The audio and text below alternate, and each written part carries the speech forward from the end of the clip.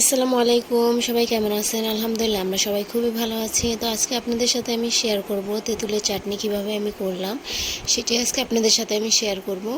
এই জায়গাতে আমি তেঁতুল গুলিয়ে নিয়েছিলাম 250 গ্রামের মতন তেঁতুল। আগে থেকে ভিজিয়ে রেখেছিলাম 2 ঘন্টার জন্য। তারপরে কিন্তু তেঁতুলটা আমি ভালোভাবে হাত দিয়ে চটকে নিছি, তো সেটা আপনাদের দেখাই নেই। তো আমি মাঝে থেকেই দেখানো শুরু করছিলাম। তারপরে সরিষার তেল দিয়ে প্রথমে আমি সরিষার তেল দিছি, তারপরে সরিষার তেলটা গরম হয়ে গেলে তারপর পাঁচফোড়ন দিছি। পাঁচফোড়ন দেওয়ার পরে কুচানো কিছু রসুন দিছি, তারপরে কয়েকটা শুকনো মরিচ দিছি। তারপর কিন্তু আমি ভালোভাবে ওই সবগুলো উপকরণ একসাথে টেলে যখন একটু লাল লাল হয়ে আসছে, তখন আমি তেঁতুলের চাটনি যেটা গুলিয়ে রেখেছিলাম ঘন, সেইটা দিয়ে দিছি। তো সেইটা দিয়ে ভালোভাবে আমি কিন্তু অনেক সময় পর্যন্ত নাড়ানাড়ি করে যখন বলক উঠে গেছে, তখন আমি চিনি দিয়ে দিছি।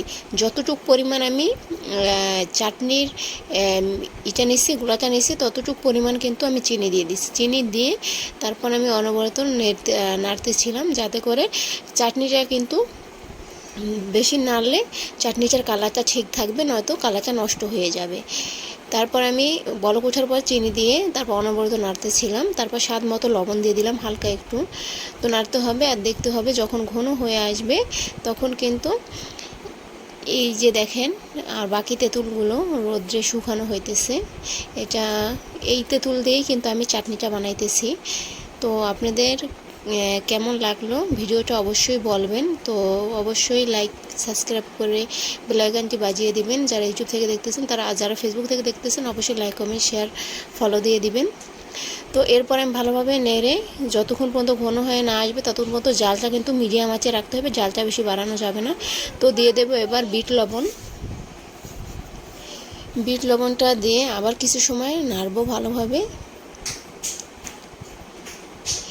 আস্তে আস্তে কিন্তু জালটা দিতে হবে। যদি বেশি জালটা দেন তখন পুড়ে যাবে আর খেতে পারবে না, তিতো হয়ে যাবে, আর কিন্তু চাটনিটাও কালারটা ডিসকালার হয়ে যাবে। এর জন্য জালটা সবসময় মিডিয়াম আঁচে আর লো আঁচে রাখতে হবে, তাইলেই কিন্তু চাটনিটা খেতে অনেক মজা হবে, অনেক সুন্দরভাবে আস্তে আস্তে হবে।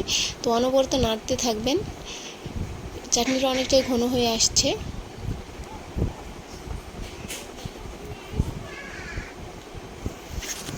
তো সবাই ভালো থাকবেন, আজকে এই পর্যন্ত। আল্লাহ হাফেজ।